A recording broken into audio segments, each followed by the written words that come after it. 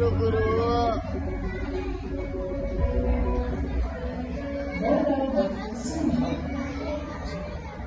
ಒಂದು ಕಾಲದಲ್ಲಿ ಪ್ರಾಣಿಗಳು ಸಿಂಹರಾಜನ ಬಗ್ಗೆ ಮಾತಾಡ್ತಾ ಇದ್ವಿ. ಸಿಂಹರಾಜನ ಕಾಟದಿಂದ ಆಯಾಸದ ಉಪಾಯ ಹುಡುಕಲು ನಾವೆಲ್ಲ ಸೇರಿದ್ದೀವಿ. ಅವರು ತುಂಬಾ ಪಾಠ ಕೊಡ್ತಾರೆ. ನಮ್ಮ ಕುಟುಂಬದವರುಗಳ ಗೆಳೆಯರಿಂದ ಅವರಿಗೆ ಬೇಕಾದಾಗ ಹೊಡೆದು ತಿಂತಾರೆ.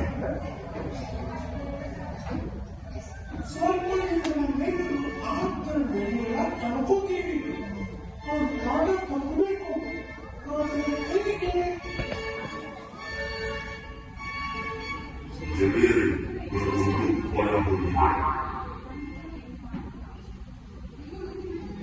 ಅವೆಲ್ಲವೂ ತಮ್ಮ ಯೋಜನೆಗಳನ್ನು ಹೇಳೋಕೆ ಸಿಂಹರಾಜನ ಹತ್ರ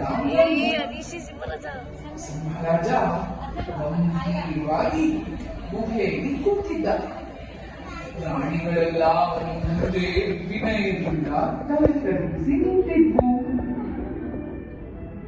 ನನ್ನ ಹತ್ರ ಒಂದು ಕಾರಣ ಏನು? ನೀವೆಲ್ಲ ಇಲ್ಲಿ ಯಾಕೆ ಸೇರಿದ್ದೀರಾ? ನೀವು ನಿಮ್ಮ ಗುಹೆಯಲ್ಲೇ ಇರಿ. ನಾವು ಪ್ರತಿದಿನ ನಿಮಗೆ ಆಹಾರ ತಂದೇವಿ. ಇದು ತುಂಬಾನೇ ಒಳ್ಳೆ ಉಪಾಯ ಅನಿಸ್ತಾ ಇದೆ. ಹೀಗೆ ಸಿಂಹ ಅವರ ಯೋಜನೆಗೆ ಒಪ್ಪಿದ. ಎಲ್ಲಾ ಪ್ರಾಣಿಗಳು ಹಿಂತಿರುಗಿದ್ವು. ಶುಭ ದಿನ. ಇನ್ನು ಸಿಂಹದ ಹತ್ತಿರ ಮೊಲ ಹೋಗ್ಬೇಕು. ಮೊಲಕ್ಕೆ ದುಃಖ ಆಯಿತು. ಅದಕ್ಕೆ ಸಾಯೋಕೆ ಇಷ್ಟನೇ ಇರಲಿಲ್ಲ. ಪಾಪ ಮೊಲ ತುಂಬಾ ಯೋಚನೆ ಮಾಡಿತು. ಮೊಲ ಗುಹೆಯನ್ನ ತಲುಪಿತು. ಸಿಂಹರಾಜ ಕೋಪದಿಂದ ಓಡಾಡ್ತಾ ಇದ್ದ.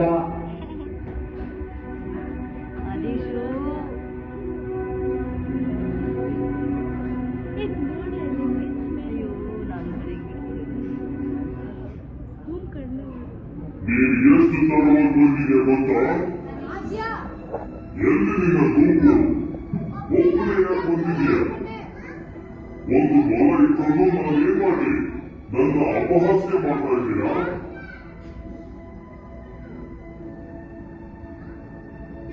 ಇಲ್ಲ ರಾಜ, ಇಲ್ಲ ರಾಜ, ನಾನು 10 ಮೊಲಗಳ ಜೊತೆ ಬರ್ತಿದ್ದೆ. ಆಗ ಏನು? ಬೇಗ ಹೇಳು.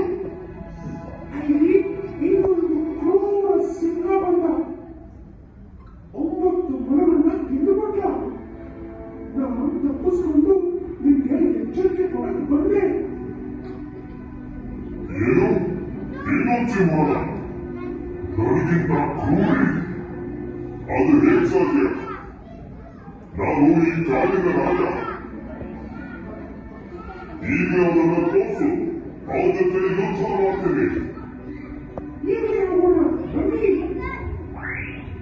ಮೊಲ ನಿಧಾನವಾಗಿ ಬಾವಿಯ ಹತ್ರ ಬಂತು. ಅದು ಸಿಂಹಕ್ಕೆ ಬಾವಿಯಲ್ಲಿ ಬಗ್ಗಿ ನೋಡಲು ಹೇಳಿತು. ಸಿಂಹ ಬಾವಿ ನೀರಲ್ಲಿ ತನ್ನ ಪ್ರತಿಬಿಂಬ ನೋಡ್ತು.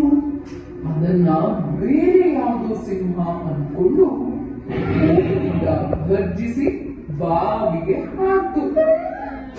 ಮೊಲಕ್ಕೆ ತನ್ನ ಉಪಾಯದಿಂದ ಸಿಂಹ ಸತ್ತೋಯ್ತು ಅಂತ ನಂಬಕ್ಕೆ ಆಗಲಿಲ್ಲ.